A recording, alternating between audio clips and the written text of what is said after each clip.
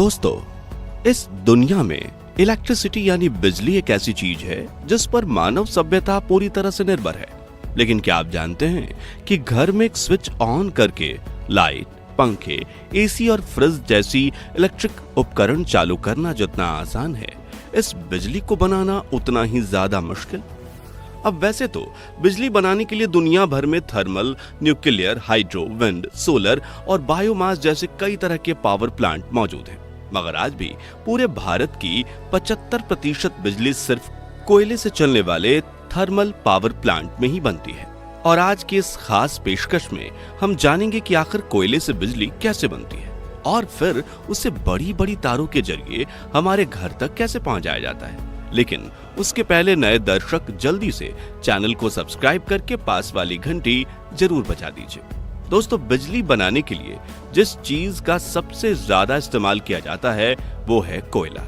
और भारत सरकार के कोयला मंत्रालय के मुताबिक देश में 75% बिजली का उत्पादन कोयले से चलने वाले पावर प्लांट से ही होता है। इन पावर प्लांट्स के लिए एक बड़ी जगह की जरूरत होती है जहां पानी की आपूर्ति के लिए एक रिजर्वायर भी बनाया जा सके।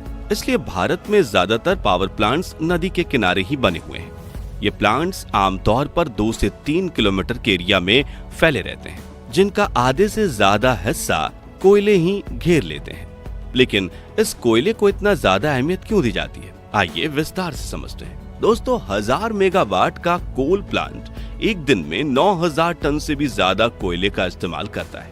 यानी कि अगर एक मालगाड़ी में 100 टन कोयले के 90 डब्बे हैं तो उस पूरी मालगाड़ी का इस्तेमाल एक ही दिन में हो जाएगा। यानी कि एक साल के लिए कोयले से भरी 365 ट्रेन की जरूरत होगी। वहीं बड़े पावर प्लांट के लिए इससे भी ज्यादा कोयले की जरूरत पड़ती है। अब बिजली बनाने के लिए बॉयलर से लेकर टरबाइन और जनरेटर तक कई बड़े बड़े उपकरणों को चलाने की जरूरत पड़ती है, जिन्हें चालू करने में ही कई घंटे लग जाते हैं। ऐसे में कोयले से चलने वाला पावर प्लांट 24 घंटे काम करता रहे तो ही सस्ते में बिजली बन सकती है। इसी वजह से प्लांट के बड़े हिस्से में सिर्फ कोयले का स्टोरेज बनाया जाता है ताकि कभी कोयले की कमी ना आ सके। भारत में ज्यादातर पावर प्लांट में करीब 1.5 मिलियन टन कोयला एक साथ स्टोर करके रखा जाता है, जो प्लांट कैपेसिटी के मुताबिक 40 से 60 दिनों की बिजली उत्पादन के लिए जरूरी होता है। अब इस कोयले को यहाँ वहां नहीं तो फेंका जा सकता, इसलिए इन्हें स्टोर करने के लिए अलग से कोल यार्ड बनाया जाता है। जब मालगाड़ियां पावर प्लांट्स के बेशकीमती खजाने यानी कोयले को लेकर प्लांट में पहुंचती हैं तो एक एक करके सभी डब्बे को अलग किया जाता है और पानी के फव्वारों के नीचे से गुजारा जाता है, जिससे कोयला थोड़ा गीला हो जाता है ताकि जब आगे डिब्बों को पलटने की बारी आए तो डस्ट ना उड़े। इसे प्री वेटिंग प्रक्रिया के नाम से भी जाना जाता है। यहाँ बता दें कि डस्ट ना उड़े, इसी वजह से प्लांट में स्टोर हुए कोयले को रोजाना भिगोया जाता है।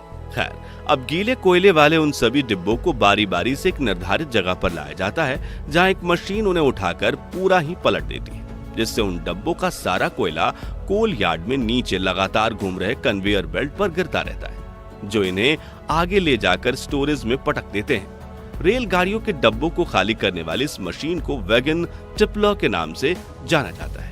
अब इस कोयले को फिर से कन्वेयर बेल्ट की मदद से जरूरत के अनुसार बाउल मशीन में भेजा जाता है, जो इन छोटे मोटे पत्थरों के रूप में एक दूसरे से चिपके कोयले को क्रश करके पाउडर का रूप दे देती है। जी हाँ, ये वही चारकोल पाउडर होता है जो बड़ी बड़ी कंपनियां साफ सूफ करके मार्केट में ब्यूटी प्रोडक्ट्स के रूप में बेचती हैं। कोयले को पाउडर में बदलने से इनका सरफेस एरिया बढ़ जाता है, अशुद्धियां अलग करने में सहायता मिलती है और पाउडर फॉर्म में ये ज्यादा अच्छे से जल पाता है।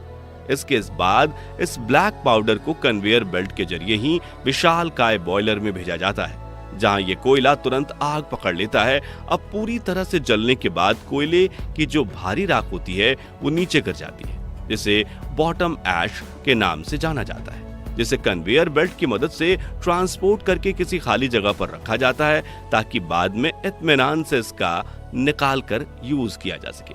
वहीं जो हल्की राख होती है वो ऊपर उठती है। इस राख को फ्लाई ऐश कहा जाता है और इसे चिमनी के जरिए फिल्टर करके वातावरण में छोड़ दिया जाता है। इस तरह पावर प्लांट में सबसे अहम भूमिका निभाने वाले कोयले का काम खत्म हो जाता है, लेकिन अब भी बिजली बनाने का 50% काम बाकी है। अब कोयला जलने की वजह से जो आग बनी थी वो बॉयलर से होते हुए उस सेक्शन में पहुंच जाती है जहां काफी ज्यादा वाटर ट्यूब्स होती हैं जिनमें पानी भरा रहता है। ये सभी ट्यूब्स हीट करके पानी को स्टीम यानी भाप में बदल देती हैं। अब जब ये स्टीम सुपर हीट हो जाती है तो पाइप का आगे वाला हिस्सा खोल दिया जाता है, जिससे स्टीम उन्हीं पाइप से ट्रेवल करते हुए आगे पहुंचती है। यहाँ गौर करने वाली बात यह है कि स्टीम और आग के साथ डील करने वाले इन पाइप के अंदर और बाहर दोनों तरफ इंसुलेशन की लेयर लगी होती है ताकि भाप का तापमान ट्रेवल करते वक्त घट न जाए। दोस्तों, अब हम भाप को लेकर पावर प्लांट के उस हिस्से में पहुंचे जिसके बिना बिजली बनाना नामुमकिन है। जी हाँ, हम बात कर रहे हैं टरबाइन की, जो पाइप से निकली स्टीम यानी हाई प्रेशर वेपर की मार खाते हुए तेजी से घूमने लगती है। इस दौरान टरबाइन की ब्लेड भाप की ऊष्मा और दबाव को अपने ऊपर ले लेती है, जिससे धीरे धीरे स्टीम ठंडी होने लगती है। इसी वजह से स्टीम के कांटेक्ट में आने वाला टरबाइन का पहला भाग हाई प्रेशर टरबाइन के नाम से जाना जाता है, और जो हिस्सा सबसे आखिरी में स्टीम के कांटेक्ट में आता है उसे लो प्रेशर टरबाइन कहा जाता है। अब टरबाइन के घूमने की वजह से एक हाई मैकेनिकल एनर्जी जनरेट होती है, जिसे तुरंत एक बड़े जनरेटर में भेजा जाता है, और इसी मैकेनिकल पावर की वजह से उस जनरेटर की मैग्नेटिक फील्ड डिस्टर्ब हो जाती है और उनमें इलेक्ट्रिसिटी जनरेट होने लगती है। अब इस बिजली को स्टोर करना काफी मुश्किल होता है, इसलिए इसे स्टेप अप ट्रांसफार्मर की मदद से आगे के सब स्टेशंस में भेजा जाता है।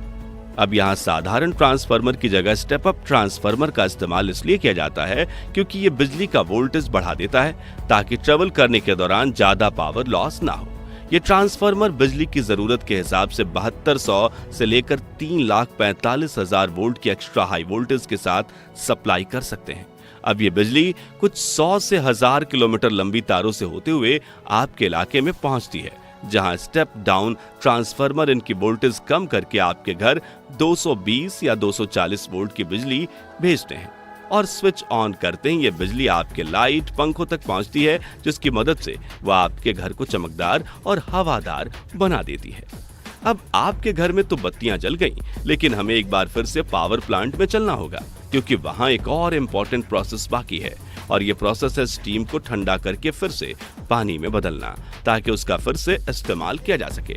इसके लिए प्लांट की कैपेसिटी के मुताबिक 1 से लेकर 10 कूलिंग टावर हो सकते हैं। तो टरबाइन में अपना काम पूरा करके ये स्टीम पाइप से ट्रेवल करके इन बड़े बड़े कूलिंग टावर्स में पहुंचती है, जहां ये स्टीम ठंडी हवा के कांटेक्ट में आती है, जो इसे ठंडा करके पानी में बदलती है और खुद इस हीट को लेकर टावर के ऊपरी सिरे से वातावरण में मिल जाती है। बता दें कि कूलिंग टावर से निकल रही गर्म हवा में कोई केमिकल या अशुद्धियां नहीं होती। इस तरह कोयले से बिजली बनने की प्रक्रिया खत्म होती है। हालांकि यह प्रोसेस सुनने में जितना आसान है, असल में उतना ही मुश्किल है, क्योंकि बॉयलर में जलती हुई आग से लेकर सुपर हीट स्टीम को संभालना काफी बड़ा चैलेंज है, और यहाँ एक छोटी सी गलती भी पूरे पावर प्लांट को तबाह कर सकती है। तो दोस्तों, आज के लिए बस इतना ही। अब आप कमेंट्स में बताइए कि आप हर महीने बिजली पर कितने पैसे खर्च करते हैं। वीडियो अच्छा लगा हो तो इसे लाइक और शेयर कर दीजिए, और ऐसे ही इंफॉर्मेटिव वीडियोस देखते रहने के लिए चैनल को सब्सक्राइब करके पास वाली घंटी जरूर बजा दीजिएगा। धन्यवाद।